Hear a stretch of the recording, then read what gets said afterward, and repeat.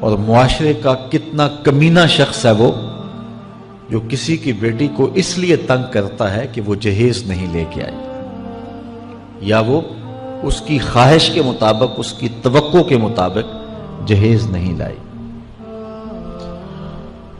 شریعت اسلامیہ نے تو نکاح کو آسان قرار دیا، اور یہ جو ہم اتنی لمبی چوڑی باراتیں لے کر کے چلے جاتے ہیں بیٹی والوں کے گھر میں، تو اسلام میں تو اس کا ایسا کوئی تصور نہیں ہے۔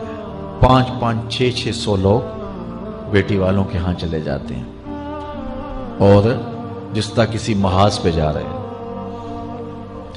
نکاح فی المساجد کا رواج اگر ڈالا جائے تو ہماری زندگیاں سوکھی ہو جاتی ہیں۔ یہ جو مروج سلسلہ ہے، اس سے غریب لوگ تو پریشان ہیں ہی، امیر لوگ بھی سکھ میں نہیں ہیں۔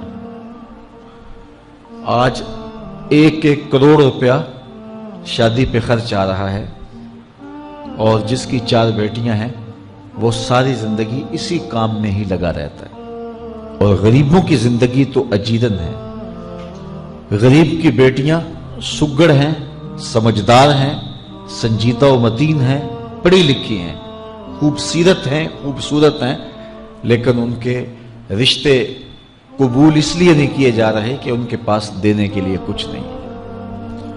اور اب ایک سلسلہ چلا جہیز فنڈ کا اور اجتماعی شادیوں کا، تو شاید کسی کے لیے اس میں تسکین ہو، لیکن میں تو ایک مرتبہ ایسی تقریب میں گیا ہوں تو دکھی ہو کے آیا ہوں۔ ہر شخص کا اپنا مزاج ہوتا ہے، مختلف تنظیمات، مختلف لوگ غریب بچیوں کی اجتماعی شادیاں کر رہے ہیں، تو میں ایک تقریب میں مجھے کھینچ کے کچھ لوگ لے گئے۔ میں نے کہا مجھے تجربہ تو نہیں ہے، لیکن مجھے لگتا ہے کہ میرے لیے تکلیف کا سامان ہوگا، اور دوست جس مقصد کے لیے مجھے لے کے جا رہے ہیں تو ان کا مقصد بھی پورا نہیں ہوگا۔ ایسا ہی ہوا، ایک ہال میں 15 سے 20 بچیاں تھیں، اور دوسری جانب 15 سے 20 بچے تھے، اور ان کے مہمان، ان کا ہجوم تھا، اور اسٹیج کے اوپر جو کرسیاں لگی تھیں ان پر مخیر حضرات بیٹھے ہوئے تھے جنہوں نے سرمایہ لگایا اور جہیز فنڈ دیے، اور تنظیم کے لوگ آ کے اپنی کارکردگی بیان کر رہے تھے۔ تو آخر میں انہوں نے مجھے کہا کہ ہم آپ سے کچھ سننا چاہتے ہیں، تو میں نے بیٹھے بیٹھے کہا کہ میں دعا کر دیتا ہوں، لیکن ان کا اصرار بڑھا، تو میں نے مائک پہ آ کے کہا کہ انسان کی زندگی میں 3 موقع ہوتے ہیں جس دن وہ مہمان خصوصی ہوتا ہے، اور سب لوگوں کی نظر اسی کے چہرے پہ ہوتی ہے۔